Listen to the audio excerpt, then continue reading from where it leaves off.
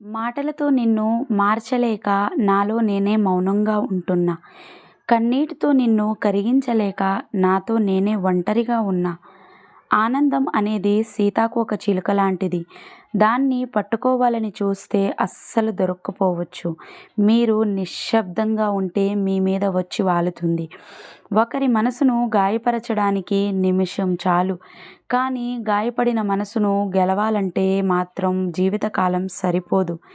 నా బాధకి కారణం నువ్వు మాత్రమే కాదు, నేను కూడా. ఎందుకంటే నువ్వు నీలాగే ఉన్నావు. నేను నీ గురించి ఎక్కువగా ఊహించుకొని ఎక్కువ ఆశలు పెంచుకున్నాను. అది ఖచ్చితంగా నా తప్పే. జీవితంలో ఆనందాన్ని అందించేటటువంటి ఓ తలుపు మూసుకుంటే మరో తలుపు తెరుచుకుంటుంది. మనం మాత్రం మూసిన తలుపు వైపే చూస్తూ మన కోసం తెరిచి ఉన్న తలుపును చూడకుండానే వదిలేస్తాం. మనం ఎంత ప్రేమాభిమానాలు చూపించినా అర్థం చేసుకోలేని వారు కొందరు ఉంటారు. వాళ్లకు మన ప్రేమ, బాధ కనబడదు, కానీ మనం అన్న మాట లోని కోపం మాత్రమే కనబడుతుంది. నా మాటలు మీకు నచ్చినట్లయితే like and share and subscribe. Thank you for watching.